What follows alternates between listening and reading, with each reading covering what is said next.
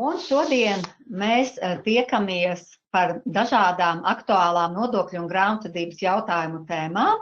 Un mūsu programmā tā kopumā īsumā atgādināšu pārunāsim par alternatīvām metodēm, to piemērošanas iespējām dividendžu aprēķinam no 2026. gada, par aprēķināto procentu pilna apmēra iekļaušanu saimnieciskās darbības izmaksās, kādas ir jaunākas iespējas, jauninājumi.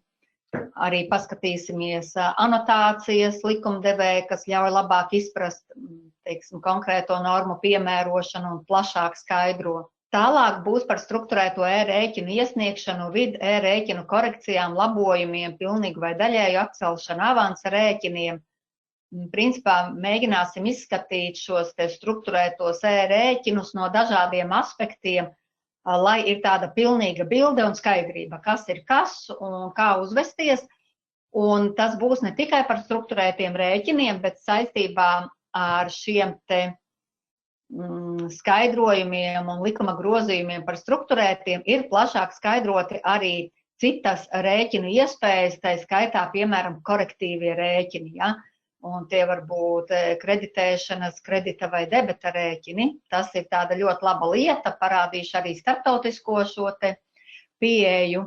Līdz ar to pašiem uzņēmējiem ir jāizvērtē, vai šajā e-rēķinu noformēšanas brīdī varēs īstenot visas tās prasības, kas attiecas uz rēķinu.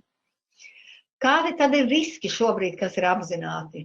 Ka puse var noraidīt rēķinu darījuma partnerim, līdz ar to preci pārvietoties, var izrādīties, ka e-rēķins ir noraidīts un precei nav preču piegādes dokumentos, preču piegādes brīdi. Savukārt katru gadu atjauno testējumās puses, tas nozīmē jau konkrēti darījumi, piemēram, aizdevumiem, kādas procentu likmes pa gadiem var mainīties, vai testējumās puses.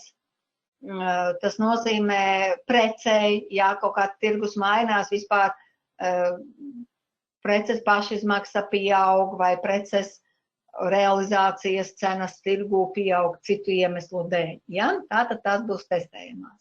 Ja realizācija ir lētāk pārdota un ja pirkšana ir dārgāk nopirkts, ja? Salīdzinot ar to, kā tas būtu ar nesaistītām personām.